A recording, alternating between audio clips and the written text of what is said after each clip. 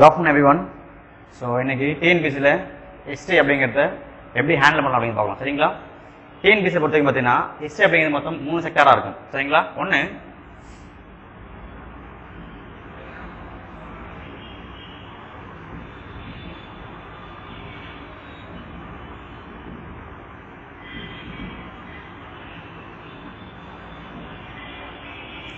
ஒன்னு ancient history, ரெண்டாவது medieval history, மூன்றாவது மாடர்ன் ஹிஸ்டரி. சரிங்களா? நம்மளுடைய குரூப் 1 பார்த்தீங்கன்னா ஏன்ஷியன்ட் ஹிஸ்டரி இருக்கும், மெடிவல் இருக்கும், மாடர்ன் இருக்கும். சரிங்களா? அதுக்கடுத்து group 2A and then group 2 போஸ்ட்ல பார்த்தீங்கன்னா மாடர்ன் என்னுடைய ஃபோக்கஸ் ரொம்ப அதிகமாக இருக்கும். இட் மீன்ஸ் கிட்டத்தட்ட குரூப் 1 பார்த்தீங்கன்னா 15 கொஸ்டின்ஸ் ஃபார்ம் ஆகும் மாடர்ன் இந்தியாவில்.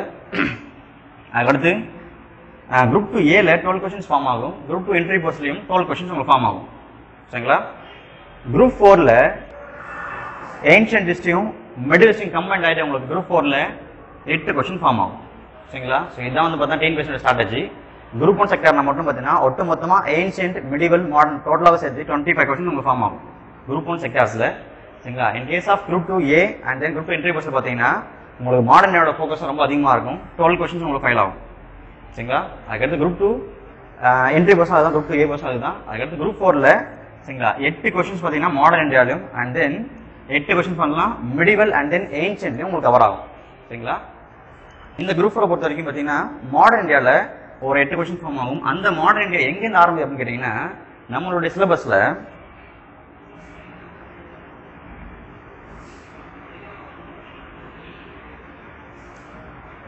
அட்வென்ட் ஆஃப் யூரோப்பியன்ஸ் அங்கிருந்து ஆரம்பிக்குது. மீன்ஸ் 1453 கான்ஸ்டான்டினோபிள் 1453ல கான்ஸ்டான்டினோபிள துருக்கிகள் எப்ப கைப்பற்றாங்களோ அதன் பிறகு ஒட்டுமொத்தமான ஐரோப்பியர்கள் பார்த்தீங்கன்னா கடல் வழியா இந்தியாவில் வரத்துக்கு முயற்சிகள் மேற்கொள்றாங்க.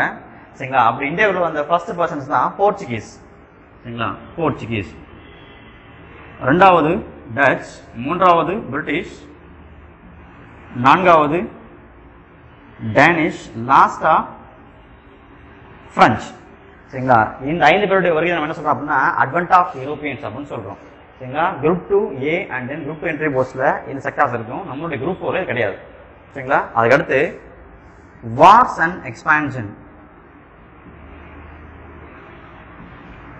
போர்களும் விரிவாக்கமும். பிரிட்டிஷ் அரசாங்கம் எந்த மாதிரியான போர்களை பின்பற்றி இந்தியாவில் கோல் வச்சுனாங்க அப்படின்னு பார்க்க போறதுதான் இந்த வார்ஸ் அண்ட் எக்ஸ்பான்ஷன்ஸ். இந்த வார்கள் பார்த்தீங்கன்னா மொத்தம் 4 கேட்டகரி இருக்கும். ஒன்னு கர்நாடிக் வார்ஸ், கர்நாடக போர்கள். சரிங்களா? மொத்தம் 4 போர்கள் இருக்கு. மொத்தம் 3 போர்கள் இருக்கு. சரிங்களா? இந்த 3 கர்நாடக போர்கள்ல ஒன்னு முதலாம் கர்நாடக போர் 1746 இருந்து 1748 வரைக்கும். இரண்டாவது 1749 இருந்து 1754 வரைக்கும். மூன்றாவது 1759 இருந்து 1763 வரைக்கும். இந்த 3 போர்கள் நம்ம கர்நாடக போர்கள் அப்படின்னு சொல்றோம். பிரெஞ்சு கவர்மெண்ட்டுக்கும் பிரிட்டிஷ் கவர்மெண்ட்டுக்கும் இந்தியாவில் ஏற்பட்ட போர்கள் தான் கர்நாடக போர்கள்.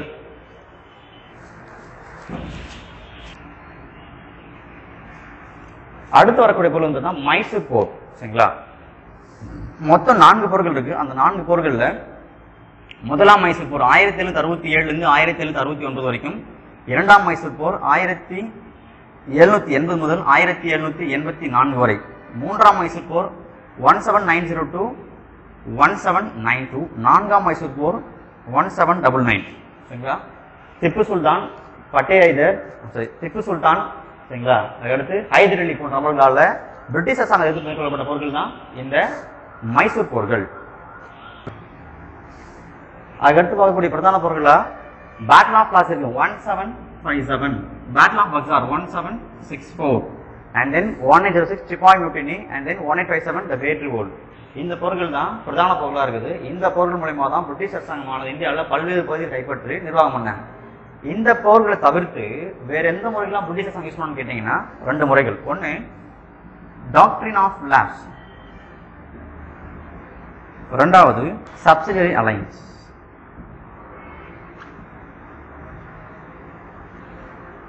சரிங்களா? ஒன்னு துணைப்படை திட்டம், இரண்டாவது வாரிசிருப்பு கொள்கை. இந்த 2 கொள்கையிலுமே எந்த பகுதியெல்லாம் பிரிட்டிஷ் அரசாங்கம் கைப்பற்ற தவறுனாங்களோ அந்த பகுதியில் கைப்பற்ற ஏற்பட்ட முயற்சிகள் தான். 1848ல லார்ட் டல்ஹவுசி என்ன பண்றாரு அப்படின்னா வாரிசுலப்பு கொள்கை கொண்டு வர்றாரு. எந்த ஒரு இந்திய அரசுக்கெல்லாம் ஆண் வாரிசு இல்லையோ அந்த அரசை தன்னுடைய ஆயுட்காலம் வரைக்கும் அந்த பகுதியை நிர்வாகம் பண்ணிக்கலாம். அதற்கு பிறகு ஒட்டுமொத்தமான பகுதிகளையும் பிரிட்டிஷ் அரசாங்கம் டேக் அப் பண்ணிக்கும். அதான் சொல்ல வராங்க. ரெண்டாவது சப்சிடரி ஐலண்ட்ஸ், அது துணைப்படை திட்டம். சரிங்களா? பிரிட்டிஷ் அரசாங்கம் சுதேசாசிகளுடைய படைகள்ல ஒரு குறிப்பிட்ட படைகள் என்ன பண்ணுவாங்க அப்படின்னா சுதேசனுடைய படைகளை இணைப்பாங்க. அந்த படைகளோட பிரிட்டிஷ் அரசு படைகளும் இணைந்து பணியாற்றும். சரிங்களா? அப்படி பண்றப்ப இந்த பிரிட்டிஷ் படைகளுக்கு இந்திய அரசு சுதேச அரசு என்ன பண்ணும் அப்படின்னா ஊதியம் கொடுக்கணும், அவங்களுக்கான செலவினங்களை பார்த்துக்கணும். அதே போல போர்க்காலத்துல பிரிட்டிஷ் அரசாங்கத்துக்கு ஒரு போர் வருது அப்படின்னா அந்த போர்களில் இந்திய சிப்பாய்கள் என்ன பண்ணும் ஈடுபடணும் அப்படிங்கிறதா இந்த சப்சிடரி அலைன்ஸ் அப்படிங்கிற ஸ்கீம். சரிங்களா? நம்மளோட டிஎன்பிஎஸ்சியில் மாடர்ன் ஹிஸ்டரியில் அதிகமான கொஸ்டின்ஸ் எங்கே ஃபார்ம் ஆகும் கேட்டிங்கன்னா ஐஎன்சி அப்படிங்கிற செக்டர்லாம் ஃபார்ம் ஆகும். இந்திய தேசிய இயக்கம், இந்திய தேசிய காங்கிரஸ் அப்படிங்கிற செக்டர் தான் அதிகமான கொஸ்டின்ஸ் ஃபைல் ஆகுது. கிட்டத்தட்ட குறைந்தபட்சமாக 4 முதல் 5 கேள்விகள் ஃபைல் ஆகுது. சரிங்களா? அதில் ஐஎன்சி அப்படிங்கிறது ஏன் ஏற்படுத்துறாங்க, எதுக்காக ஏற்படுத்துறாங்க, எந்தெந்த காரணங்களுக்காக இந்த இயக்கம் தோற்றுவிக்கப்பட்டது அப்படிங்கிறத பார்ப்போம். ஐஎன்சி ஃபார்ம் பண்ணுறதுக்கான மேஜர் ரீசன்ஸ் இதுவாக தான் இருக்குது. ஒன்று, இந்த கிரேட் ரிவோல்டனுடைய ஃபெயிலியர். 1857 புரட்சியில் இந்திய சிப்பாய்கள் என்ன பண்ணுறாங்க அப்படின்னா பிரிட்டிஷ் அரசாங்கத்தினுடைய ராணுவ கோட்பாடை எதிர்த்து போயிடுறாங்க. அந்த புரட்சியில் சிப்பாய்கள் தோல்வி தருனாலும் இந்த புரட்சி ஐஎன்சி வந்ததுக்கான ஒரு பேஸாக இருக்குது. இதற்கு பிறகு இந்த புரட்சிக்கு பிறகு ஒட்டுமொத்தமான கிழக்கிந்திய வணிகங்களும் இந்தியாவில் நீக்கப்பட்டு பிரிட்டிஷ் அரசாங்கத்தினுடைய நேரடி ஆட்சி இந்தியாவுக்குள்ள கொண்டு வராங்க. 1858 கொண்டு வருவாங்க. அடுத்து லார்ட் லிட்டன்ஸ் ரியாக்ஷனரி 1877 இந்தியாவுடைய வைசிராயா லார்ட் லிட்டன் இருக்காரு. இந்த லிட்டன் குரூப் என்ன பண்றாருன்னு கேட்டீங்கன்னா 1877 டெல்லியில ஒரு தர்பாரை கனெக்ட் பண்ணுவார். இந்த நிகழ்வு ஏன் ஒரு மிகப்பெரிய தாக்கத்தை ஏற்படும் கேட்டீங்கன்னா 1877 ஒட்டுமொத்தமான இந்தியாவிலும் பஞ்சம் ஃபமின் ரொம்ப அதிகமா இருக்கும். பட் அந்த மாதிரி டைம்ல கூட மக்களுடைய தேவைகளை பூர்த்தி பண்ணாம இந்த வைசிரா இதை கண்டக்ட் பண்ணதான் மக்களுடைய வெறுப்புக்கு உள்ளாகிறாரு. அதுக்கடுத்து 1878 வரக்கூடிய வெர்னர் பர்பஸ் ஆக்ட் வட்டார மொழி செய்தித்தாள் சட்டம் கொண்டு வராங்க. வட்டார மொழிகள்ல செய்தித்தாள்கள் என்ன பண்ணலாம் அப்படின்னா வெளியிட்டுக்கலாம். பிறகு வரக்கூடிய சட்டமான ரிபன் காலத்தில் என்ன பண்ணுவாங்க அப்படின்னா இந்த வட்டார மொழி செய்தித்தாள் சட்டத்தை தடை பண்ணுவாங்க. வட்டார மொழிகள்ல பிரிட்டிஷ் அரசாங்கத்தை எதிர்த்து எந்த விதமான தகவல்கள் தவறான தகவல்கள் வெளியிடக்கூடாது அப்படிங்கிறதுக்காக இந்த தடை சட்டத்தை வெளியிடுவாங்க. இதுவும் ஒரு ஒன் ஆஃப் த ரீசனா இருக்குது. அதுக்கடுத்து சம் ரிலிஜியஸ் மூவ்மெண்ட்ஸ். 1828 தோற்றுவிக்கப்படக்கூடிய பிரம்ம சமாஜ், 1870 வரக்கூடிய ஆரிய சமாஜ், 1870 வரக்கூடிய தியோசாபிக்கல் சொசைட்டி சொல்லக்கூடிய பிரம்மஞான சபை, இந்த இயக்கங்கள் சமூக மக்களிடையே அல்லது இந்திய மக்களிடையே என்ன பண்றாங்க அப்படின்னா ஒரு விழிப்புணர்வை கொண்டு வராங்க. சரிங்களா? சமுதாயத்துல பிரிட்டிஷ் ஆதிக்கத்தை பற்றிய தகவல்களை விழிப்புணர்வாக கொண்டு வராங்க. இதனுடைய தாக்கமும் இந்த ஐஎன்சி ஃபார்ம் பண்ணது ஒரு மிக முக்கியமான காரணமா இருக்குது. அதுக்கடுத்து வரக்கூடிய லாங்குவேஜ் இங்கிலீஷ். 1835 வரைக்கும் இந்தியாவுடைய பிரதான லாங்குவேஜா பெர்ஷியன் லாங்குவேஜ் இருக்கும். பாரசீக மொழி தான் இந்தியாவுடைய அபிஷியல் லாங்குவேஜா இருக்கும். ஆனா 1835 லார்ட் வில்லியம் பெண்டிங் என்ன பண்றாரு அப்படின்னா ஆங்கிலம் அப்படிங்கிற மொழியை அபிஷியல் லாங்குவேஜ் கொண்டு வராரு. அதனால கல்வி, அலுவல், அதே போல வழக்காடு மொழிகள்ல ஆங்கிலம் கொண்டு வரப்படுது. இந்த ஆங்கில வருகையினால இந்திய மக்கள் ரொம்ப ஸ்ட்ரகிள் ஆகிறாங்க. இதுவும் ஒன் ஆஃப் த ரீசனா இருக்குது. அதுக்கடுத்து வரக்கூடிய சில முக்கிய இயக்கங்கள் பராக்பூர் முட்டினி 1824 அண்ட் தென் சிப்பாய் முட்டினி 1806. இப்படிப்பட்ட காரணங்களுக்காக தான் ஒட்டுமொத்தமா இந்தியாவில் தேசியம் அப்படிங்கிற தோன்றதுக்கான மிக முக்கியமான பொருளா இருக்குது. இது ஐஎன்சி ஃபார்ம் பண்ணுறதுக்கான தூண்டுகோலா அமையுது. ஸோ அதுதான் பார்க்கக்கூடிய டாபிக் பார்த்தீங்கன்னா ஃபார்மேஷன் ஆஃப் ஐஎன்சி. ஐஎன்சி எப்படி உருவாக்குறாங்க அப்படின்னு பார்ப்போம். ஐஎன்சி உருவாக்கப்பட்ட ஆண்டு பார்த்தீங்கன்னா 1885 உருவாக்குறாங்க. சரிங்களா? அந்த காலகட்டத்தில் பிரிட்டிஷனுடைய வைசிராயா, இந்திய வைசிராயா லார்ட் டஃப்ரின் இருக்காரு. டஃப்ரின் பிரபு தான் 1885 இந்தியாவுக்கான பிரிட்டிஷ் வைசிராய். அதே போல சென்னை கவர்னர் பார்த்தீங்கன்னா கிராண்ட் டஃப் அப்படிங்கிற பர்சன் இருக்காரு 1885. சரிங்களா? இந்த இயக்கம் யாரால் தோற்றுவிக்கப்பட்டதுன்னு கேட்டீங்கன்னா ஆலன் ஆக்டேவியன் ஹியூம் அப்படிங்கிற ஸ்காட்லாந்தை சார்ந்த ரிட்டையர்ட் ஐசிஎஸ் ஆஃபீஸர் இந்தியாவில் இருக்காரு. அவர் தான் இந்திய தேசிய யூனியன் தோற்றுவிக்கிறார். INU இந்திய தேசிய யூனியன் தோற்றுவிப்பாரு. ஆனா பிற்காலத்துல அடுத்த அதே ஆண்டுல அந்த பேரானது யூனியன் அப்படிங்கிற பேரானது காங்கிரஸ்னு தாதாபாய் நவ்ரோஜியால பெயர் மாற்றம் செய்யப்படுது. சரிங்களா? இதனுடைய முதல் கூட்டமானது 1885 டிசம்பர் 31 டிசம்பர் 28 டிசம்பர் 28 பம்பாயில தேஜ்பால் சமஸ்கிருத கல்லூரி நடக்கும். சரிங்களா? ஐஎன்சி முதல் கூட்டமானது 1885 டிசம்பர் 28 பாம்பேல தேஜ்பால் சான்ஸ்கிரிட் காலேஜில் நடக்கும். அதுக்கடுத்து இந்த கூட்டத்தில் கிட்டத்தட்ட 72 டெலிகேட்ஸ் பார்ட்டி பண்றாங்க. 72 நபர்கள் இந்த கூட்டத்தில் பங்கேற்கிறாங்க. இந்த கூட்டத்தில் முதல் தீர்மானத்தை கொண்டு வந்த நபரா ஜி சுப்பிரமணிய ஐயர் இருக்காரு. இந்த கூட்டத்துக்கு தலைமையா சேர்பர்சனா WC பானர்ஜி இருக்காரு. இட் மீன்ஸ் உமேஷ் சந்திர பானர்ஜி இருக்காரு. ஆனா இந்த கூட்டத்தினுடைய செயலரா INU ஆரம்பிச்ச ஆலன் ஆல்கின் ஹியூம் இருக்காரு. செக்ரட்டரியா வந்து பாத்தீங்கன்னா ஆலன் ஆல்கின் ஹியூம் இருப்பாரு. அதே போல ஐஎன்சினுடைய ஃபர்ஸ்ட் செஷனுக்கான சேர்பர்சனா WC பானர்ஜி இருப்பாரு, உமேஷ் சந்திர பானர்ஜி. ஐஎன்சினுடைய மிக முக்கியமான இயக்கங்கள்ல ஐஎன்சினுடைய இயக்கத்துல மிக முக்கியமான 3 பங்கு இருக்குது. ஒன்னு மாடரேட்ஸ், இரண்டாவது எக்ஸ்ட்ரீமிஸ்ட், மூன்றாவது காந்தியன் ஏரா. மிதவாதிகள் காலம், தீவிரவாதிகள் காலம், காந்தியடிகள் காலம் அப்படின்னு 3 பிரிவு பிரிக்கப்படுது. இதுதான் ஐஎன்சினுடைய 3 பெரும் பிரிவுகள். இதனுடைய காலகட்டம் பார்த்தீங்கன்னா 1885 முதல் 1905 வரை மிதவாதிகள் காலம் இருக்குது. இரண்டாவது 1905 முதல் 1915 வரை தீவிரவாதிகள் காலம் இருக்குது. மூன்றாவது காந்தியடிகள் காலம் 1919 to 1947 இருக்குது. மிதவாதிகளோட முக்கிய தலைவர்களை பார்க்க போறது MC Ranade, Feroze Mehta, WC Banerjee, Gopalakrishna Gokhale, Dadabhai Naoroji and then Surendranath Banerjee. இப்படிப்பட்ட தலைவர்கள் பார்த்தீங்கன்னா மிதவாதிகள்ல முக்கிய பர்சனல்ஸா இருக்கிறாங்க. இந்த மிதவாதிகள் யார்? இந்த மிதவாதிகள் படித்த நடுத்தர வர்க்கத்தை சார்ந்த நபர்களா இருக்கிறாங்க. இவங்களுடைய கோரிக்கைகள் மிகவும் சாதாரண வகையில் இருக்குது. மெமோரண்டமா அல்லது தீர்வாதனுடைய கோரிக்கையிலிருந்து மிதவாதிகளுடைய கோரிக்கை மாறுபட்டதா இருக்கும். எந்த விதமான புரட்சிகளும் கிளர்ச்சிகளும் பண்ணாம தன்னுடைய கோரிக்கைகளை பிரிட்டிஷ் அரசாங்கத்திடம் முன்வைக்கக்கூடிய நபர்கள் தான் மிதவாதிகள். சரிங்களா? இந்த மிதவாதிகள் தான் வந்து கிட்டத்தட்ட 20 ஆண்டு காலம் ஐஎன்சியை நம்பியிருப்பாங்க. ஐஎன்சி அப்படிங்கிறது ஆரம்ப காலகட்டத்தில் பிரிட்டிஷ் அரசாங்கத்துக்கும் இந்திய மக்களுக்கும் இடையான ஒரு இன்டர்மீடியட் லெவலில் தான் உருவாக்கப்பட்டது. சரிங்களா? பிரிட்டிஷ் அரசாங்கம் இந்திய மக்களுடைய கோரிக்கைகளை செய்து தரும் அப்படிங்கிற நம்பிக்கை மட்டும் ஐஎன்சி ஆரம்ப காலகட்டத்தில் கிட்டத்தட்ட 20 ஆண்டுகள் வரைக்குமே மக்களுக்கு வழங்கியது. இந்த 20 ஆண்டு காலத்துல மக்களுடைய கோரிக்கைகள் செயல்படாதனாலதான் தீவிரவாதம் அப்படிங்கிற எண்ணம் தோன்ற ஆரம்பிக்குது. அதுக்கு 1905 வரக்கூடிய பெங்கால் பார்ட்டிஷன் தான் மிக முக்கியமான அம்சமா இருக்குது. மிதவாதிகள சில முக்கியத்துவம் மட்டும் நம்ம பார்ப்போம். சரிங்களா? ஒன்னு கோபாலகிருஷ்ண கோகலே. சரிங்களா? 1902ஆம் ஆண்டு பிரிட்டிஷ் அரசாங்கத்தினுடைய பட்ஜெட்டை எதிர்த்து என்ன பண்றாரு அப்படின்னா ஒரு மிகப்பெரிய உரை நிகழ்த்துறாரு. 1861ல முதன்முறையா பிரிட்டிஷ் அரசாங்கம் லார்ட் கானிங் பீரியட்ல ஜேம்ஸ் வில்சன் அப்படிங்கிற தலைமையில பட்ஜெட்டை வெளியிடுறாங்க. அந்த பட்ஜெட் மீது விவாதம் நடத்தலாம் அப்படிங்கிறதுக்கான அனுமதியை 1892ல வழங்குறாங்க. இட் மீன்ஸ் கவுன்சில் ஆக்ட் பிரகாரம் வழங்குறாங்க. அதன்படி மிக முக்கிய தலைவரான கோபாலகிருஷ்ண கோகலே முதன்முதலா 1902ல பட்ஜெட் மீது விவாதம் நடத்துறாரு. அதுக்கடுத்து காந்தியினுடைய அரசியல் குருவா, காந்தியினுடைய பொலிட்டிக்கல் குருவா அவர் இருக்காரு. காந்தியினுடைய அரசியல் குரு கோபாலகிருஷ்ண கோகலே. அது மட்டும் அல்லாத திலகர் பார்த்தீங்கன்னா அவருக்கு சில பெயர்களை வழங்கியிருக்காரு. ஒன்னு இந்தியாவின் வைரம், மகாராஷ்டிராவின் அணிகலன், உழைப்பாளிகளின் இளவரசர் அப்படிப்பட்ட டைட்டில திலகர் கோபாலகிருஷ்ண கோகலே கொடுத்திருக்காரு.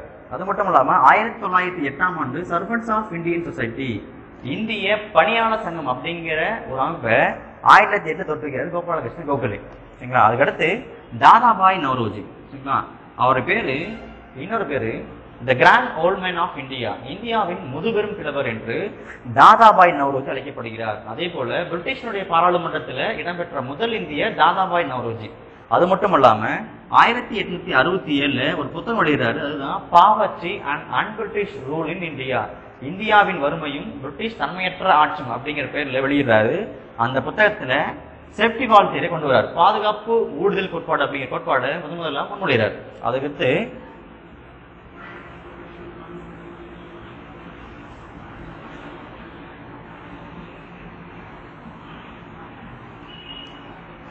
1886, 1983, 1906 அப்படிப்பட்ட 3 ஆண்டுகள்ல நடைபெற்ற கல்கத்தா காங்கிரஸ் மாநாட்டில் தலைமை பங்கு வகிக்கிறார். 1886, 1893, 1906 அப்படிங்கிற 3 ஆண்டுகளுக்கு 3 ஆண்டுகள் நடைபெற்ற கல்கத்தாவில் நடைபெற்ற ஐஎன்சி மாநாடுகளுக்கு தாதாபாய் நவ்ரோஜி தலைமையா இருக்கிறார். சரிங்களா? இவருடைய ஃபேமஸ் பர்பஸ் ஒன்னு ட்ரூத் டெல்லர், ரெண்டாவது த வாய்ஸ் ஆஃப் இந்தியா. இவருடைய மிக முக்கியமான பத்திரிகையில் ஒன்னு ட்ரூத் உண்மை விளம்பி அப்படிங்கிற பத்திரிகையும், ரெண்டாவது த வாய்ஸ் ஆஃப் இந்தியா அப்படிங்கிற பத்திரிகையும் மிக முக்கியமான பத்திரிகை கருதப்படுது. சரிங்களா? Next person Surendranath Banerjee. First person to clear ICS Indian civil service அப்படிங்கிற எக்ஸாம்ல பாஸ் பண்ண முதல் நபரா இந்திய பர்சனா சுரேந்திரநாத் பானர்ஜி இருக்காரு. அதே போல அவர் வழங்கப்பட்ட பட்டம் த பர்த் ஆஃப் இந்தியா. அதுக்கடுத்து லிபரல் இந்தியன் ஃபவுண்டேஷன் அப்படிங்கிற அமைப்பை தோற்றுவிக்கிறாரு. இதன் மூலமா வங்காளத்துல இந்திய மக்களிடையே தீவிரவாத கருத்துக்களை அல்லது பிரிட்டிஷ் அரசாங்கத்தினுடைய தன்மையற்ற ஆட்சியை பத்தி விளக்குறாரு. அதுக்கடுத்து பெங்காலி அப்படிங்கிற பத்திரிகை தோற்றுகிறாரு. இந்த பெங்காலி அப்படிங்கிற பத்திரிகையிலும் பார்த்தீங்கன்னா பிரிட்டிஷ் அரசாங்கத்தை பத்தின கடுமையான அம்சத்தை முன்வைக்கிறார். இப்படிப்பட்ட செயல்கள்னாலதான் ஐசிஎஸ்ல அவர் போஸ்டிங் கிளியர் பண்ணா கூட பிரிட்டிஷ் அரசாங்கம் அவருக்கு பணிகள் தர மறுக்குது. அடுத்த டாபிக் எக்ஸ்ட்ரமிஸ்ட் 1905 to 1915. தீவிரவாதிகள் அப்படிங்கிற வேர்டுக்கான மீனிங் கேட்டீங்கன்னா தன்னுடைய கொள்கையில மிக தீவிரமா இருந்தவர்கள் தான் தீவிரவாதிகள். அதுல சில முக்கியமான பர்சன் இருக்காங்க. ஒன்னு பாலகங்காதர் திலகர், லாலா லஜ்பதி ராய், பிபின் சந்திரபால் அண்ட் தென் அரவிந்த் கோஷ். யார் இந்த பாலகங்காதர் திலகர்? அவருடைய பேரு மற்றொரு பேரு லோக்மான்ய திலக். சரிங்களா? ஃபாதர் ஆஃப் இந்தியன் அண்ட்ரஸ் அப்படின்னு சொல்லிட்டு வாலண்டைன் சிரோல் அப்படிங்கிற பர்சனால அழைக்கப்பட்ட முதல் பர்சன் பாத்தீங்கன்னா Balagangadhar Tilak. Father of Indian unrest, இந்திய அமைதியின்மையின் தந்தை என்று வாலண்டைன் சிரோல் என்பவரால் அழைக்கப்பட்ட நபர் பாலகங்காதர் திலகர். இவர் 1881 2 பேப்பர் வெளியிடுறாரு. 2 மிக முக்கியமான பத்திரிகை வெளியிடுறாரு. ஒன்னு மராத்தா அப்படிங்கிற பேப்பர், ரெண்டாவது கேசரி அப்படிங்கிற பேப்பர். இந்த மராத்தா அப்படிங்கிற பேப்பர் பாத்தீங்கன்னா இங்கிலீஷ் செய்தித்தாள். அதுக்கடுத்து கேசரி அப்படிங்கிற பத்தி பாத்தீங்கன்னா மராத்தி மொழி செய்தித்தாள். ரெண்டுமே டிஃப்ரெண்டா இருக்கும். அதுக்கடுத்து அவருடைய ஃபேமஸான புக்ஸ்ல ஒன்னு கீதா ரகசியா, ரெண்டாவது ஓரியன் அப்படிங்கிற புத்தகம். இந்த 2 புத்தகம் பாத்தீங்கன்னா மிக முக்கியமான புத்தகம். பாலகங்காதர் திலகருடைய மிக முக்கியமான புத்தகங்கள். ஒன்னு கீதா ரகசியா, ரெண்டாவது ஓரியன் அப்படிங்கிற புத்தகம். அடுத்து 1908 சரிங்களா மாண்ட்லேல 1908 பர்மாவில் இருக்கக்கூடிய மாண்ட்லே அப்படிங்கிற சிறையில திலகர் அடைக்கப்படுவார். பிறகு 1920 காலமாயிடுவார். அடுத்து இருக்கக்கூடிய மிக முக்கிய தலைவர்கள்ல நெக்ஸ்ட் பர்சன் லாலா லஜ்பதி ராய். சரிங்களா? இவரோட மற்றொரு பேர் இருக்குது லைன் ஆஃப் பஞ்சாப், பஞ்சாபின் சிங்கம் என்று அழைக்கப்படுகிறார். அது மட்டுமல்லாத அவருடைய மிக முக்கியமான ஒரு 3 பத்திரிகைகள் இருக்கு. ஒன்னு வந்தே மாத்திரம் அப்படிங்கிற பத்திரிகை, ரெண்டாவது த பீப்புள் அப்படிங்கிற பத்திரிகை, மூன்றாவது பஞ்சாபி அப்படிங்கிற பத்திரிகை. வந்தே மாதம், த பீப்புள், பஞ்சாபி அப்படிங்கிற பார்த்தீங்கன்னா லஜ்பதி ராயனுடைய மிக முக்கியமான பத்திரிகைகள். சரிங்களா? இவர் ஒரு ப்ரொடெஸ்ட் பண்றாரு 1928 சரிங்களா நவம்பர் மாதம் லாகூர்ல ஒரு ப்ரொடெஸ்ட் பண்றாரு. இந்த ப்ரொடெஸ்ட் எதுக்கு அப்படின்னு கேட்டீங்கன்னா சைமன் குழு எது ப்ரொடெஸ்ட் பண்றாரு. சைமன் குழுல 1927 சைமன் குழு ஃபார்ம் பண்றாங்க. அந்த சைமன் குழுல இந்தியர்கள் யாரும் இடம்பெறல அப்படிங்கிறதுனால லாகூர்ல 1928 நவம்பர் மாதம் ஒரு ப்ரொடெஸ்ட் பண்றாரு. அந்த ப்ரொடெஸ்ட்ல சாண்டர்ஸ் அப்படிங்கிற அதிகாரியால சாண்டர்ஸ் தாக்கப்பட்டு நவம்பர் 17 காலமாகிறார். 1928 நவம்பர் 17 லாலா லஜ்பதி ராய் காலமாகிறாரு. இதை தொடர்ந்து வித்தின் 30 டேஸ்ல 1928 டிசம்பர் 17 பகத்சிங், ராஜகுரு, சுக்தேவ் ஆகிய மூவரும் திட்டம் தீட்டி இந்த சாண்டர்ஸ் அப்படிங்கிறதே கொலை பண்ணிடுறாங்க. இதனால 1931 மார்ச் 23 பகத்சிங், ராஜகுரு, சுக்தேவ் ஆகிய மூவரும் தூக்கிலிடப்படுறாங்க. Next personality Bipin Chandrapal. சரிங்களா? ஆரம்ப காலகட்டத்தில் மிதவாதியா இருந்த ஒரு நபர் தீவிரவாதியா மாறினார்னா அது ஃபர்ஸ்ட் பர்சன் பிபின் சந்திரபால் தான். பிபின் சந்திரபால் ஆரம்ப காலகட்டத்தில் மிதவாதியா இருந்து பிற்காலத்தில் தீவிரவாதியா மாறுறார். Next person Aurobindo Ghosh, prophet of Indian nationalism அப்படின்னு கரண் சிங் அப்படிங்கிற பர்சனால அழைக்கப்பட்ட ஃபர்ஸ்ட் பர்சன் அரவிந்த் கோஷ் தான். ப்ராப்பர்ட் மீன்ஸ் தீர்க்கதரிசி, தீவிரவாத இயக்கத்தின் தீர்க்கதரிசி என்று கரண் சிங்கால் அழைக்கப்பட்ட பர்சன் அரவிந்த் கோஷ். சரிங்களா? தன்னுடைய கடைசி காலகட்டத்தில் பாண்டிச்சேரி அப்படிங்கிற இடத்துல ஆசிரமத்தை ஃபார்ம் பண்ணி ரன் பண்ணியிருப்பார். ஐஎன்ஸ் படிக்கிறதுக்கு முன்னாடி நம்ம தெரிஞ்சுக்க வேண்டிய மிக முக்கியமான கிட்ட பார்த்தீங்கன்னா அதோட டைம் லைன். சரிங்களா? ஆரம்பத்தில் ஃபார்மேஷன் ஆஃப் ஐஎன்சி 1885 ஃபார்ம் பண்றாங்க. அதை தொடர்ந்து வரக்கூடிய ஆக்டா கவுன்சில் ஆக்ட் இருக்குது 1892. மிதவாதிகள் காலத்தில் நிறைவேற்றப்பட்ட முதல் சட்டமா இந்த கவுன்சில் ஆக்ட் இருக்குது. இதன் மூலமா தான் இந்தியாவில் மறைமுக தேர்தலானது அறிமுகப்படுத்தப்பட்டது. பிரிட்டிஷ் அரசாங்கத்தால இந்தியாவில் தேர்தல் அறிமுகப்படுத்தப்பட்ட முதல் ஆண்டு 1892. அதுவும் பார்த்தீங்கன்னா மறைமுக தேர்தல். அதை தொடர்ந்து பெங்கால் பார்ட்டிஷன் இருக்கு 1905. தீவிரவாதம் ஏன் தோன்றுது அப்படின்னா இந்த பெங்கால் பார்ட்டிஷன் பிறகுதான் ஒட்டுமொத்தமா பிரிட்டிஷ் அரசாங்கத்தினுடைய ஆட்சி பிடிக்காம பிரிட்டிஷ் அரசாங்கத்தினுடைய ஆட்சி எதிர்த்து இந்திய மக்கள் என்ன பண்றாங்கன்னா தீவிரவாதம் அப்படிங்கிற கருத்தை முன்னெடுத்து செயல்பட ஆரம்பிக்கிறாங்க. Bengal partition 1905. அதுக்கடுத்து சுதேச இயக்கம் 1905, Muslim League 1906, Surat split, Surat பிளவு 1907, Minto Morley act 1909, Lucknow pact 1916, home rule movement 1916, Montagu Chelmsford act 1919. இது அனைத்துமே மிதவாதிகள் மற்றும் தீவிரவாதிகள் காலத்தில் இருக்கக்கூடிய மிக முக்கியமான சட்டங்கள். நம்ம ஒண்ணா பார்ப்போம். பெங்கால் பார்ட்டிஷன். பெங்கால் பார்ட்டிஷன் எப்ப வருதுன்னு கேட்டீங்கன்னா 1905 ஜூலை 19 லார்ட் கர்சன், பெங்கால் இருக்கக்கூடிய லார்ட் கர்சன் வங்கத்தை பிரிக்க போறதா அறிவிக்கிறார். இந்திய மக்களுடைய கோரிக்கை என்னவா இருக்கு அப்படின்னு கேட்டீங்கன்னா வங்கத்தை ஏன் பிரிக்கிறீங்க, வங்க மாகாணம் அப்படிங்கிறது இன்றைய பங்களாதேஷ், சரிங்களா, இன்றைய பங்களாதேஷ், கல்கத்தா மற்றும் வடகிழக்கு மாநிலங்கள் அனைத்தையும் உள்ளடக்கி தான் அன்றைய வங்க மாகாணம். அந்த மாகாணத்தை பிரிக்கிறேன் அப்படின்னு லார்ட் கர்சன் அறிவிக்கிறாரு. 1905 ஜூலை 19 அறிவிப்பார். சரிங்களா? இந்த அறிவிப்பானது 1905 அக்டோபர் 16ஆம் நாள் வங்கமானம் பிரிக்கப்பட்டு செயல்பாட்டுக்கு வந்ததா அறிவிக்கிறார். செயல்பாட்டுக்கு வந்த நாள் அக்டோபர் 16, பிரிப்பதாக அறிவித்த நாள் ஜூலை 19.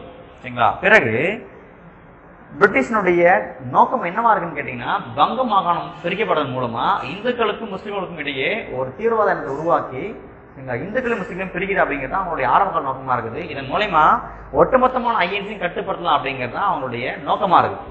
சரிங்களா? இதனால இதை பிடிக்காத இதை தெரிஞ்ச இந்திய மக்கள் பிரிட்டிஷ் அரசாங்கம் எதிர்த்து கேள்விகளை முன்வைக்க ஆரம்பிக்கிறாங்க. தீவிரவாதம் இந்தியாவில் தோன்றதுக்கான மிக முக்கியமான ஒரு பேஸ் பாயிண்டா இந்த பெங்கால் பார்ட்டிஷன் இருக்குது. சரிங்களா? இந்த பெங்கால் பார்ட்டிஷன் தான் இந்தியாவுடைய வரலாற்று ஆசிரியர்கள் the best divided rule policy of the British அப்படின்னு வர்ணிக்கிறாங்க. பிரிட்டிஷ் அரசாங்கத்தினுடைய பிரித்தாளும் கொள்கைக்கு முதல் தர உதாரணம் இந்த வங்க பிரிவினை அப்படின்னு விமர்சிக்கிறாங்க. அதே போல இந்த வங்க பிரிவினையானது எப்ப முடிவு வருதுன்னு கேட்டீங்கன்னா 1911 டிசம்பர் 15ஆம் தேதி சுதேச இயக்கத்தினுடைய ஒரு பகுதியாக முடிவுக்கு வரும். 1911 டிசம்பர் 15ஆம் தேதி வங்க பிரிவினையானது முடிவுக்கு வருது. எதன் விளைவாக அப்படின்னு கேட்டீங்கன்னா சுதேச இயக்கத்தின் விளைவாக. அதுக்கடுத்து சுதேச இயக்கம். சுதேச இயக்கம் மீன்ஸ் இந்த வங்க பிரிவினை எதிர்த்து வங்க பிரிவினையை எதிர்த்து ஒட்டுமொத்த இந்தியாவிலும் பார்த்தீங்கன்னா சுதேச இயக்கம் முன்னெடுக்கப்படுது. குறிப்பா கல்கத்தால அதிக தீவிரத்தோட இந்த இயக்கம் தொடங்கப்படுது. அதோட நோக்கம் என்னன்னு கேட்டீங்கன்னா பாய்காட் ஆஃப் ஃபாரின் கூட்ஸ், அந்நிய பொருட்களை புறக்கணித்து இந்திய பொருட்களை பயன்படுத்தல் அப்படிங்கிறது அவங்களுடைய ஆரம்ப கால நோக்கமா இருக்குது. சுதேசி மீன்ஸ் ஓன் கண்ட்ரி, சொந்த நாடு அப்படிங்கிறது சுதேசத்துக்கான பொருள். அதுக்கடுத்து முஸ்லிம் லீக் 1906 முஸ்லிம் லீக்கான தோற்றுவிக்கப்படுது. முஸ்லிம் லீக் ஏன் தோற்றுவிக்கப்படுது அப்படின்னு கேட்டீங்கன்னா பிரிட்டிஷ் அரசாங்கனுடைய இந்த டிவைட் ரூல் பாலிசி மூலமா வங்க மாகாணம் பிரிக்கப்பட்டதா அறிவிக்கிறாங்க. அதனால இந்தியாவில் இந்துக்களுக்கான இயக்கம் தான் ஐஎன்சி அப்படின்னு கருதி முஸ்லிம்கள் ஒரு புதிய இயக்கத்தை ஆரம்பிக்கிறாங்க. அதுதான் முஸ்லீம் லீக். 1906 டாக்கால டிசம்பர் 31ஆம் தேதி நவாப் சலிமுல்லா கான் தலைமையில இந்த முஸ்லிம் லீக் ஆனது தோற்றுவிக்கப்படுது. இதனுடைய முதல் கூட்டமானது 1907 நடைபெறும். சரிங்களா? முஸ்லிம் லீக்கினுடைய நிறுவன தலைவராக பிற்காலத்துல ஆகா கான் அப்படிங்கிற பர்சன் தேர்வு செய்யப்படுவாரு. சரிங்களா? ஆரம்ப காலகட்டத்தில் முஸ்லிம் லீக் அப்படிங்கிற கட்சியை முகமது அலி ஜின்னா அப்படிங்கிற பர்சன் ஆதரிக்கல.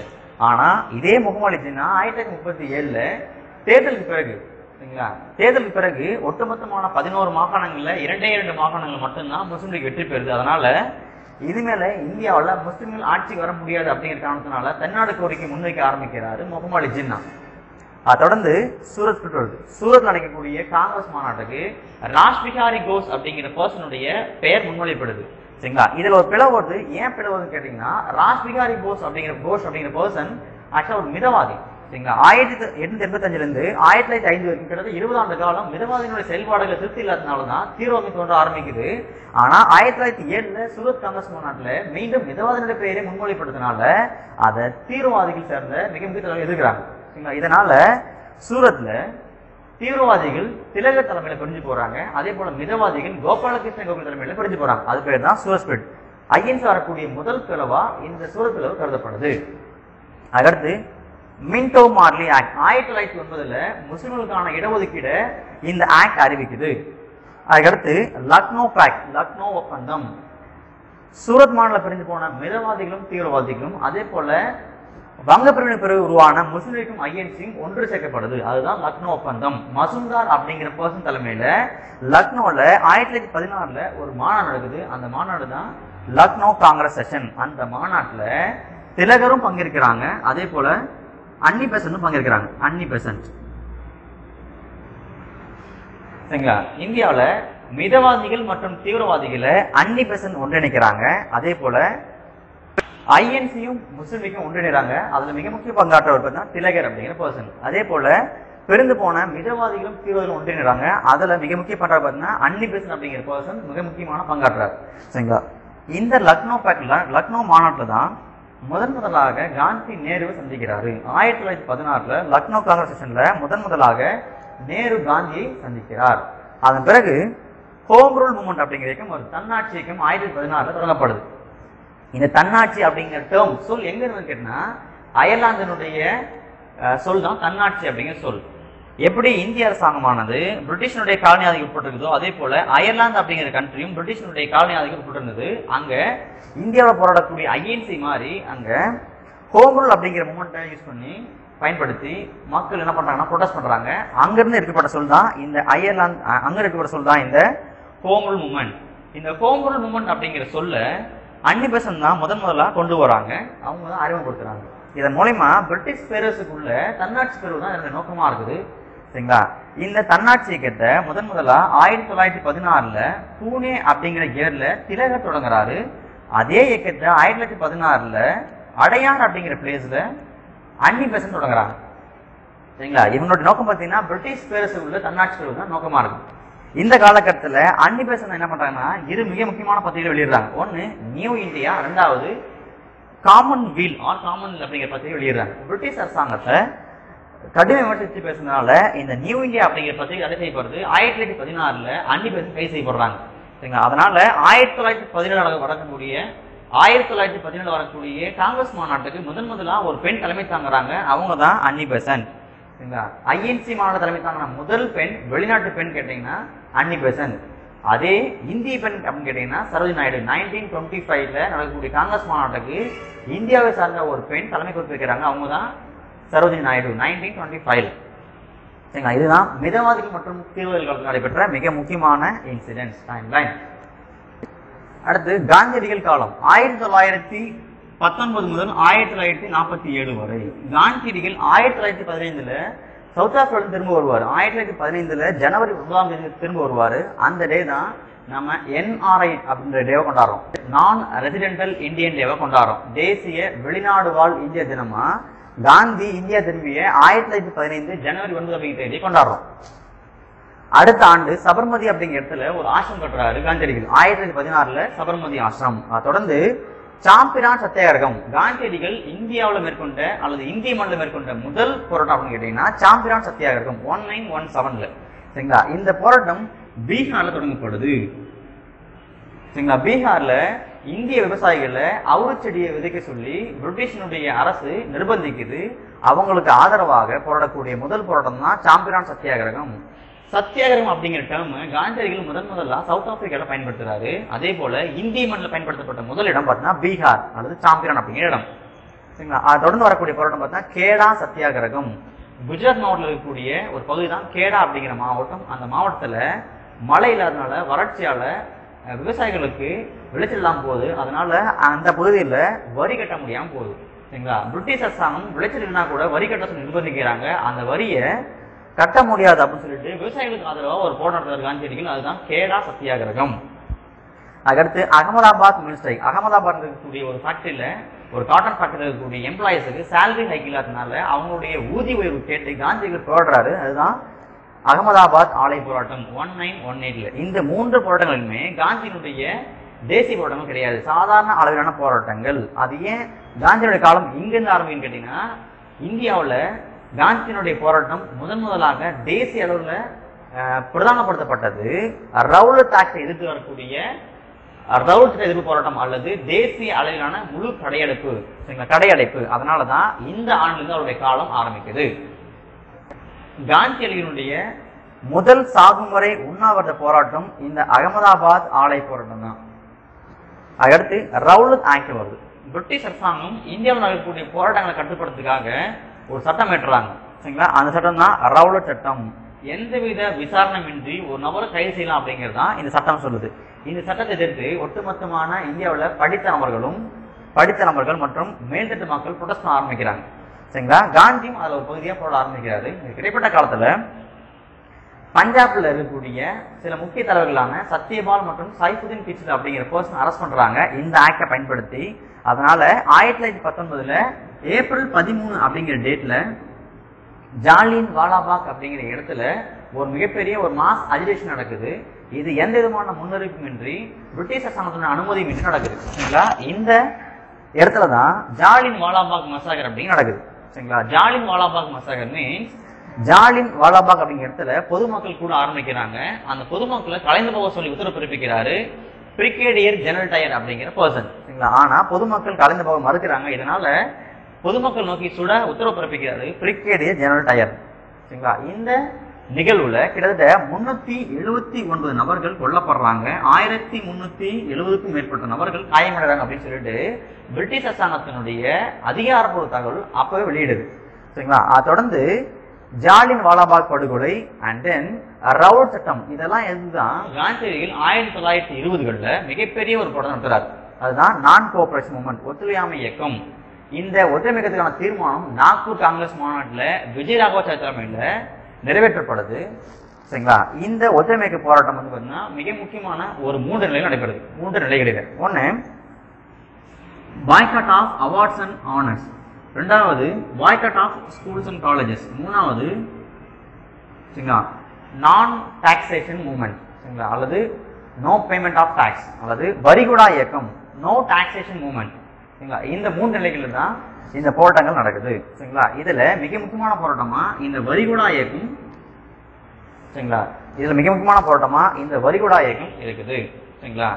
இந்த போராட்டத்தினுடைய ஒரு பகுதியாக தான் அடுத்து வரக்கூடிய மாப்ளாஸ் ரெபல்லியன் நடக்கும். மாப்ளாக்கள் அப்படின்னு பார்த்தீங்கன்னா கிட்டத்தட்ட 7ஆம் நூற்றாண்டுல, சரிங்களா, இந்தியாவில் மேற்கு தொடர்ச்சி மலைகள் பகுதிகளில் குடியேறிய அரேபிய வியாபாரிகள் தான் மாப்ளாக்கள். சரிங்களா. அவங்க காந்தியனுடைய கோட்பாடுகளை ஏற்றுக்கிட்டு ப்ரொடெஸ்ட் பண்றாங்க. ஆனா அங்க இருக்கக்கூடிய இந்துக்கள் இந்தியாவில் மாப்ளாக்களுடைய புரட்சி இருக்கிறாங்க. இதனால மாப்ளாக்களுக்கும் இந்துக்களுக்கும் இடையில ஒரு கலரம் உருவாகுது. அது பேர் தான் மாப்ளாக்கள் ரெபல்லியன் 1921. அடுத்து சௌரி சௌரா இன்சிடென்ட் 1922 உத்தரப்பிரதேசல கோரக்பூர் அப்படிங்கிற இடத்துல, சரிங்களா, ஒரு 22 காவலர்கள இந்தியாவில் இருக்கக்கூடிய மக்கள், அந்த பகுதியில் இருக்கக்கூடிய மக்கள், சௌரி சௌரா அப்படிங்கிற இன்சிடென்ட் பார்த்தா 1922 நடக்குது. உத்தரப்பிரதேசல கோரக்பூர் மாவட்டத்தில் இருக்கக்கூடிய ஒரு சிறிய போலீஸ் ஸ்டேஷனை அங்க இருக்கக்கூடிய இந்திய மக்கள் ஃபயர் பண்ணிடுவாங்க. இதனால 22 காவலர்கள் உயிரோட கொல்லப்படுறாங்க. இது நடைபெற்ற ஆண்டு பார்த்தா 1922 பிப்ரவரி 5ஆம் தேதி நடக்குது. சரிங்களா. சரிங்களா. ஒத்துழைமை இயக்கத்தினுடைய முக்கியமான சாராம்சமே அகிம்சை அல்லது சத்தியாகிரகம் அப்படிங்கிற முறைதான். ஆனா இந்திய மக்கள் இதை மீறிட்டாங்க. அப்படிங்கிறதுனால 1922 பிப்ரவரி 11ஆம் தேதி தன்னுடைய இயக்கத்தை ஸ்டாப் பண்றாரு காந்தியடிகள். சரிங்களா. இதனுடைய விளைவு என்ன ஆகுன்னு கேட்டீங்கன்னா புதிய கட்சி உருவாகுது. அதுதான் ஸ்வராஜ் பார்ட்டி, சுயராஜ்ய கட்சி. காந்தியினுடைய கோட்பாடுல நம்பிக்கை இல்லாத, காந்தியினுடைய கோட்பாடுகளை திருப்தி இல்லாத சி.ஆர். தாஸும் மோதிலால் நேருவும் ஒரு புதிய கட்சி தொடங்குறதுக்கான ஆயத்தமாகறாங்க. அந்த கட்சி தான் ஸ்வராஜ் பார்ட்டி. 1923 ஜனவரி 1ஆம் தேதி உருவாகும். இந்த டைம்ல நான் கோஆபரேஷன் மூவ்மெண்ட் நடைபெறக்கூடிய காலகட்டத்தில் சில முக்கியமான பர்சன்ஸ் அரசாய் ஜெயில இருப்பாங்க. கிட்டத்தட்ட ஐஎன்சியுடைய பெரும்பாலான தலைவர்கள் பார்த்தீங்கன்னா ஜெயில இருப்பாங்க. இந்த காலகட்டத்தில் 1923 ஸ்வராஜ் கட்சி தான், அல்லது சுயராஜ்ய கட்சி தான் தேசிய இயக்கத்தை வழிநடத்தியது. அடுத்து சைமன் கமிஷன். சைமன் கமிஷன் வேணும் அப்படின்னு டிமாண்ட் பண்ணதே ஸ்வராஜ் பார்ட்டி தான். ஸ்வராஜ் பார்ட்டியினுடைய கட்சி ஸ்வராஜ் பார்ட்டி 1925 சி.ஆர். தாஸின் மறைவின் பிறகு வலுவிழந்து போகும். அதனால 1927 ஒரு கமிஷன் ஃபார்ம் பண்றாங்க பிரிட்டிஷ் அரசாங்கம். சரிங்களா. 7 பேர்ல ஒருத்தர் கூட இன்ஜரி இல்லை அப்படிங்கிறதுனாலதான் 1928 ஒரு ப்ரொடெஸ்ட் நடக்குது. அதுதான் லால் லஜ்பதியினுடைய லாகூர் ப்ரொடெஸ்ட். சரிங்களா. தொடர்ந்து மோதிலால் நேரு ரிப்போர்ட் வரும் 1928. சரிங்களா. பீர்கனெட் பிரபு அப்படிங்கிற பர்சன் 1928 இந்தியர்களுக்கான ஒரு அரசமைப்பு சாசனம் எழுதுங்க அப்படிங்கிற ஒரு ரெக்வஸ்ட் முன்வைக்கிறாரு. அதனால ஆகஸ்ட் 10ஆம் தேதி 1928 தன்னுடைய டாக்குமெண்ட் சப்மிட் பண்றாரு மோதிலால் நேரு. ஆனா அதுல அடிப்படை அம்சங்கள் எதுவுமே இல்லை அப்படிங்கிறதுனால மத்திய அரசாங்கமான பிரிட்டிஷ் அரசாங்கம் அதை புறக்கணிக்குது. சரிங்களா. 1928 ஆகஸ்ட் 10 வெளியிட்ட இந்த மோதிலால் நேருடைய ரிப்போர்ட் தான் முஸ்லிம்களின் மரண ஆணை அப்படின்னு சொல்லிட்டு முகமது அலி ஜின்னா வெளியிடுறாரு. அதனால இதை எதிர்த்து 14 பாயிண்ட் மெமோரண்டம் 14ஆம் கோரிக்கை வெளியிடுறாரு முகமது அலி ஜின்னா. நெக்ஸ்ட் ஒன் லாகூர் செஷன். லாகூர் நடக்கக்கூடிய காங்கிரஸ் மாநாட்டுக்கு தலைமையேற்கிறாரு ஜவஹர்லால் நேரு. இந்த மாநாட்டில் மிக முக்கியமான தீர்மானம் ஒன்று நிறைவேற்றப்படுது. அதுதான் சால்ட் சத்தியாகிரகத்துக்கான தீர்மானம் அல்லது சட்டமறுப்பு இயக்கத்துக்கான தீர்மானம் 1929 லாகூர் காங்கிரஸ் செஷன்ல தான் நிறைவேற்றப்படுது. இதை தொடர்ந்து 1930 சிவில் டிசோபீடியன்ஸ் மூவ்மெண்ட், இந்த சட்டமறுப்பு இயக்கம் தொடங்க ஆரம்பிக்குது 1930. அதனுடைய ஒரு பகுதியாக தான் உப்பு வரி சட்டத்தை மீற முடிவெடுக்கிறாங்க இந்திய மக்கள். அடுத்து உப்பு சத்தியாகிரகம் அல்லது சட்டமறுப்பு இயக்கம். சட்டமறுப்பு இயக்கத்தினுடைய ஒரு பகுதியாக தான் காந்தியடிகள் உப்பு வரி சட்டத்தை மீற ஆரம்பிக்கிறாரு. 1930 மார்ச் 12ஆம் நாள் சபர்மதி ஆசிரமத்திலிருந்து கிளம்பி தண்டி வரை கிட்டத்தட்ட 385 கிலோமீட்டர் நடைப்பயணமா மேற்கொள்றாரு காந்தியடிகள். அவரோட 78 பேர் பயணிக்கிறாங்க. சரிங்களா. ஏப்ரல் 5ஆம் தேதி தண்டி அப்படிங்கிற இடத்தை அடைவார் காந்தியடிகள். அதன் பிறகு ஏப்ரல் 6ஆம் தேதி உப்பு ஒரு சட்டத்தை மீற ஆரம்பிக்கிறாரு. இதனால காந்தியடிகள் கைது செய்யப்பட்டு ஏர்வாடா சிறையில் அடைக்கப்படுறாரு. அதை தொடர்ந்து பல்வேறு நபர்கள் அந்த போராட்டத்துக்கு தலைமை இருக்கிறாங்க. இந்த போராட்டமானது மேற்கு கடற்கரை மற்றும் கிழக்கு கடற்கரை மட்டுமே மேற்கு கடற்கரை மற்றும் கிழக்கு கடற்கரையில மேற்கொள்ளப்படுது. பல்வேறு தலைவர்கள் இதுல தலைமையேற்று இந்த இயக்கத்தை நடத்துறாங்க. சரிங்களா? காந்தியினுடைய கைதுக்கு பிறகு அப்பாஸ் தியாப்ஜி அப்படிங்கிற பர்சன் தலைமை பொறுப்பேற்கிறாரு. அதை தொடர்ந்து சரோஜினி நாயுடு தலைமை பொறுப்பேற்கிறாங்க. அதை தொடர்ந்து செஞ்சட்டை இயக்கத்தை உருவாக்கிய கான் அப்துல் காபர் கான் இந்த போர்டு தலைமை இருக்கிறார். சரிங்களா? கான் அப்துல் காபர் கான் அப்படிங்கிற பர்சன் தான் ஃப்ரண்டயர் காந்தி அல்லது வடமேற்கு எல்லை காந்தி என்று அழைக்கப்பட்ட நபர். இவர் தொடங்கிய இயக்கம் தான் செஞ்சட்டை இயக்கம். அந்த இயக்கத்தில் இருக்கக்கூடிய நபர்கள் அனைவருமே குதாகீத் மக்கீர் அப்படின்னு அழைக்கப்பட்டாங்க. சரிங்களா? அதுக்கடுத்து இந்த இயக்கமானது சென்னையில மெரினா கடற்கரையில நடக்குது. சரிங்களா? அதுல பிரகாசம் அப்படிங்கிற பர்சன் தலைமை ஏற்று போராட்டத்தை நடத்துறாரு. அதுக்கடுத்து 1930களில் சரிங்களா முதலாவது வட்டமேசை மாநாடு நடக்குது. இந்த வட்டமேசை மாநாடு நடக்கிறப்ப லார்ட் இர்வின் அப்படிங்கிற நபர் தான் வைஸ்ராயா இருக்கிறார். சரிங்களா? முதல் வட்டமேசை மாநாட்டில் ஐஎன்சி ஆனது பங்கேற்கவில்லை. ஏன்னு கேட்டீங்கன்னா உப்பு சத்தியாகிரகத்தினுடைய ஒரு பகுதியா போராட்டம் மேற்கொண்ட அனைத்து லீடர்ஸும் அரஸ்ட் ஆகி செய்திருக்கிறாங்க. அதனால முதல் ஐஎன்சில முதல் ஆர்டிசில ரவுண்ட் டேபிள் கான்ஃபரன்ஸ்ல ஐஎன்சி பங்கேற்கான வாய்ப்புகள் கிடைக்கப்படல. அதை தொடர்ந்து 1931ல காந்தியடிகளுக்கும் லார்ட் இர்வினுக்கும் இடையில ஒரு ஒப்பந்தம் சைன் ஆகுது. அது பேர் தான் காந்தி இர்வின் பேக்ட் அல்லது காந்தி இர்வின் உடன்படிக்கை. 1931ல மார்ச் 8ஆம் தேதி இந்த உடன்படிக்கை கையெழுத்தாகுது. அதனுடைய வேறு பேர் தான் டெல்லி உடன்படிக்கை. இதன் பிரகாரம் செகண்ட் ரவுண்ட் டேபிள் கான்ஃபரன்ஸ்ல ஐஎன்சி பங்கேற்கும், காந்தியடிகள் பங்கேற்பார் அப்படிங்கிறது அந்த உடன்படிக்கையில கையெழுத்தாவது. மேற்கொண்டு இந்த உடன்படிக்கையில சட்ட மறுப்பு இயக்கத்தின் ஒரு பகுதியாக கைது செய்யப்பட்ட அனைத்து தலைவர்களும் விடுதலை செய்யப்படணும், அவர்கள் மீது எடுக்கப்பட்ட ஒட்டுமொத்தமான வழக்குகளும் நிராகரிக்கப்படணும் அப்படிங்கிறது தான் காந்தியுடைய கோரிக்கையா இருந்தது. அந்த கோரிக்கை ஏற்றுக்கிட்டு இர்வின் 2வது ஒட்டமேசை மாநாட்டில் ஐஎன்சி பங்கேற்கான வாய்ப்புகளை வழங்குறாரு. தொடர்ந்து 2வது ஒட்டமேசை மாநாடு 1931ல செப்டம்பர் 7ஆம் தேதி தொடங்கும். செப்டம்பர் 12ஆம் தேதி காந்தியடிகள் கலந்துகிறாரு. 1931ல செப்டம்பர் 12ல காந்தி கலந்துகிறாரு. ஆனா அவரு இந்தியாவோட விடுதலை பற்றி பேசுறாரு. அவருடைய கோரிக்கைகளை பிரிட்டிஷ் அரசாங்கம் ஏற்க மறுக்குது. இதனால 1931ல செப்டம்பர் 28ஆம் தேதி இந்தியா திரும்புறாரு காந்தியடிகள்.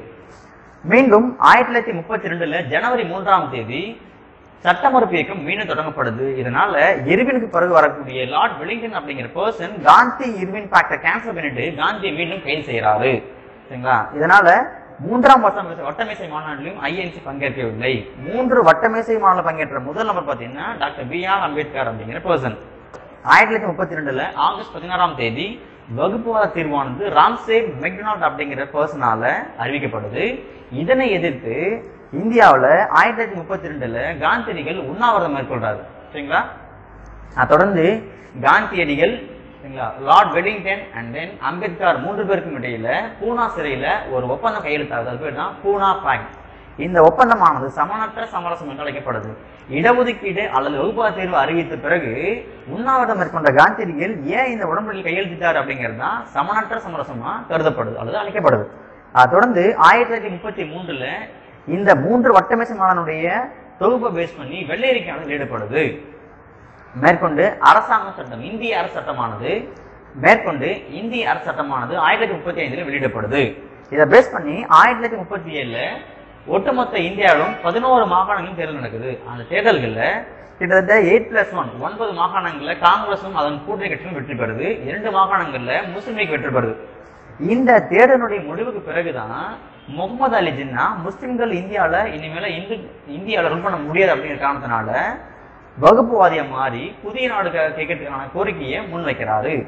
இந்த தேர்தல்ல 1937ல தான் இந்தியாவில முதலா இரு அவை சட்டமன்றம் கொண்டு வரப்படுது. கிட்டத்தட்ட 6 மாகாணங்கள்ல இரு அவை சட்டமன்றம் கொண்டு வரப்படுது. சரிங்களா? அதன் பிரகாரம் தமிழகத்துல மெட்ராஸ் மாகாணத்துல ஐஎன் சார்பா போட்டிட்டு வெற்றி பெற்ற முதலமைச்சரா ராஜாஜி கருதப்படுறாரு. இது கிடைப்பட்ட காலத்துல 1939ல 2ஆம் உலக போர் நடக்க ஆரம்பிக்குது. இந்த 2ஆம் உலக போர்ல லார்ட் லின்லித்கோ அப்படிங்கிற பர்சன் 1939ல லார்ட் லின்லித்கோ அப்படிங்கிற பர்சன் தான் இந்தியாவுக்கான வைசையா இருக்காரு. அவரு ஐஎன்சி மற்றும் முஸ்லிம் லீக் கேட்காம இந்தியாவும் செகண்ட் வேர்ல்டு வார்ல பங்கேற்கும் அப்படிங்கிற கருத்தை முன்மொழிகிறாரு. அதனால 1939ல ஒட்டுமொத்தமான அமைச்சரையும் பதவி விலகுறாங்க. முதல் பர்சனா ராஜாஜி இருக்காரு. இதனாலதான் ஒரு அரசியல் சாணக்கியம் அழைக்கப்படுறாரு. இந்த பதவி விலகல் தொடர்ந்து 1940ல ஆகஸ்ட் ஆஃபர் வெளியிடுறாங்க பிரிட்டிஷ் அரசாங்கம். இட் மீன்ஸ் லின்லித்கோ வெளியிடுறாரு. இந்த ஆஃபர்ல ஒருவேளை 2ஆம் உலக போர்ல இந்தியர்கள் பிரிட்டிஷ் அரசாங்கத்துக்கு ஆதரவாக செயல்பட்டாங்க அப்படின்னா இந்த போருடைய முடிவுல பிரிட்டிஷ் அரசாங்கமானது இந்தியாவுக்கு கான்ஸ்டிடியூஷன் ஃபார்ம் பண்ணுறதுக்கான வழிவகைகளை செய்யும் அப்படிங்கிற கோரிக்கை தான் இந்த ஆகஸ்ட் ஆஃப்ல தரப்படுது. பிற்காலத்துல இந்த ஆஃபரை நிராகரிக்கிறாங்க இந்திய மக்கள். 1940களில் ஜின்னாவினுடைய இருநாட்டு கொள்கையானது வெளியிடப்படுது. அப்படி வெளியிடக்கூடிய இடமா லாகூர் செஷன் இருக்குது. லாகூர் நடைபெற்ற முஸ்லிம் லீக் மாநாட்டுல முகமது ஜின்னா இருநாட்டு கொள்கையான கோரிக்கையை வெளியிடுறாரு. சரிங்களா? பாகிஸ்தான் தீர்மானமானது ஃபசல் உல் அக் அப்படிங்கிற பர்சனால முன்மொழியப்படுது. அதுக்கடுத்து பாகிஸ்தான் அப்படிங்கிற சொல்ல உருவாக்கம் பார்த்தீங்கன்னா சௌத்ரி ரஹமத் அலி அப்படிங்கிற பர்சன். பாகிஸ்தான் அப்படிங்கிற டேர்ம் ஃபர்ஸ்ட் டைம் காயின் பண்றது சௌத்ரி ரஹமத் அலி. அதை தொடர்ந்து கிரிப்ஸ் மிஷன் வருது. கிரிப்ஸ் தலைமையில ஒரு தூதுக்குழுவான இந்தியாவில் வராங்க. 1942 வராங்க. அவங்க இந்தியா மீண்டும் 2ஆம் உலக போர்ல பங்கேற்று சப்போர்ட் பண்ணணும் அப்படிங்கிற கோரிக்கை முன்வைக்கிறாங்க. அதை நிராகரிக்கிறாங்க இந்திய அரசாங்கம். அதே போல காந்தியடிகள் இந்த கிரிப்ஸ் மிஷனை பார்த்து ஒரு மிக முக்கியமான ஸ்லோகனை தராரு. சரிங்களா? அதுல மிக முக்கியமான ஸ்லோகனா அதுதான் post dated cheque on a crashing bank, திவாலாகி கொண்டிருக்கும் வங்கியின் பின்தேதியிட்ட காசோலை அப்படின்னு காந்தியடிகள் இந்த கிறிஸ்து தூதுக்குழுவை பார்த்து விமர்சிக்கிறாரு. அடுத்து குயிட் இந்தியா மூவ்மெண்ட் 1942ல வெள்ளையனே வெளியேறு இயக்கம் வருது. இந்த இயக்கம் ஏன் தொடங்கப்படுது அப்படின்னு கேட்டீங்கன்னா 1942களில் ஜப்பான் ஆனது 2ஆம் உலக போர்ல முன்னிலையில் இருக்குது. அதே போல இந்தோனேஷியா வரைக்கும் படையெடுத்து வந்தாச்சு. அடுத்து ஜப்பானுடைய டார்கெட் இந்தியா மேல தான் இருக்குது அப்படிங்கிறதுனால அந்த பயத்தினாலதான் இந்தியா விட்டு பிரிட்டிஷ்காரன்ல இந்தியா விட்டு பிரிட்டிஷ்காரனை வெளியேற சொல்றாரு காந்தியடிகள். வெள்ளையனே வெளியேறு மீன்ஸ் இந்தியாவில் இருக்கக்கூடிய பிரிட்டிஷ்காரங்க வெளியே போயிட்டாங்க அப்படின்னா ஜப்பானுடைய இன்வேஷன் இந்தியாவில் இருக்காது அப்படிங்கிறது அவங்களுடைய கோரிக்கையா இருக்குது. அது பேர் தான் வெள்ளையனே வெளியேறு இயக்கம். அதை தொடர்ந்து 1946ல கேபினட் மிஷன் இந்தியாவில் வராங்க. 1945ல ஜூலை 10ஆம் தேதி பிரிட்டிஷனுடைய பிரதமரா கிளமன் அட்லி தேர்வு செய்யப்படுறாரு. அதை தொடர்ந்து 1946ல கேபினட் தூதுக்குழு இந்தியா வராங்க. சரிங்களா? இந்தியாவுக்கு கான்ஸ்டிடியூஷன் ஃபார்ம் பண்ணுறதுக்கான ஆக்டிவிட்டிஸை அவங்க மேற்கொள்றாங்க. இரண்டாவது இந்தியாவுக்கான இடைக்கால அரசாங்கமானது 1946ல செப்டம்பர் 2ஆம் தேதி ஜவஹர்லால் நேரு தலைமையில் ஏற்படுத்தப்படுது. தொடர்ந்து 1947ல மவுண்ட் பேட்டன் வருவாரு. 1947ல ஜூன் 3ஆம் தேதி மவுண்ட் பேட்டன் ஒரு ஸ்கீம் வெளியிடுறாரு. அதுதான் மவுண்ட் பேட்டன் ஸ்கீம் அல்லது ஜூன் 3 திட்டம். இதன் மூலமா குறிப்பிட்ட வெகு சில நாட்களுக்குள்ளாக இந்தியாவும் பாகிஸ்தானும் பிரிக்கப்படும் அப்படிங்கிறது அவருடைய வாக்குறுதியா இருக்கு. அதை தொடர்ந்து 1947ல ஆகஸ்ட் 14ஆம் தேதி பாகிஸ்தான் பிரிக்கப்படுது, தனிநாடா அறிவிக்கப்படுது. 1947ல ஆகஸ்ட் 15ஆம் தேதி இந்தியாவுக்கு சுதந்திரம் கிடைக்குது. பாகிஸ்தானுடைய முதல் பிரதம அமைச்சரா லியாகத் அலி கான் இருக்காரு. பாகிஸ்தானுடைய முதல் கவர்னர் ஜெனரலா முகமது ஜின்னா இருக்காரு. அதே போல இந்தியாவுக்கான முதல் கவர்னர் ஜெனரலா மவுண்ட் பேட்டன் இருக்காரு. After independence. சரிங்களா? 47க்கு பிறகு இந்தியாவுடைய முதல் கவர்னர் ஜெனரலா லார்ட் மவுண்ட் பேட்டன் இருக்காரு. இந்தியாவுடைய முதல் இந்திய கவர்னர் ஜெனரலா ராஜாஜி அப்படிங்கிற பர்சன், ராஜாஜி. சரிங்களா? இதன் பிறகு 1947ல ஒரு அமைச்சர் அமைக்கப்படுது. அதன் மூலமா உள்துறை அமைச்சர் பொறுப்பேற்கிறார் சர்தார் வல்லபாய் பட்டேல். சரிங்களா? இதன் மூலமா 565 தேச அரசுகளும் இந்தியாவில் இணைக்கப்படுது. Consolidation of princely states. 565 தேச அரசுகள் இந்தியாவில் இருக்குது. இதை ஒன்றிணைக்க சொல்லி ஒரு திட்டத்தை அறிவிக்கிறாங்க இந்திய அரசாங்கம். அதன்படி 562 தேச அரசுகள் இணைந்து ஒரு 3 அரசுகள் மட்டும் இணையமா இருக்குது. ஒன்று ஜம்மு அண்ட் காஷ்மீர், இரண்டாவது ஹைதராபாத், மூன்றாவது ஜுனாகத் அப்படிங்கிற பகுதி. ஜம்மு அண்ட் காஷ்மீர் பகுதியானது 1947ல இணைக்கப்படுது. அதே போல ஹைதராபாத் அப்படிங்கிற பகுதியானது ஆபரேஷன் போலோ மூலமா 1948 இணைக்கப்படுது. அதே போல ஜுனாகத் அப்படிங்கிற பகுதி 1949ல மக்களுடைய வாக்கெடுப்படி இணைக்கப்படுது. இதனால ஒட்டுமொத்த இந்தியாவும் உருவாகுது. ஐஎன்சி உங்களுக்கு இங்க முடியுது.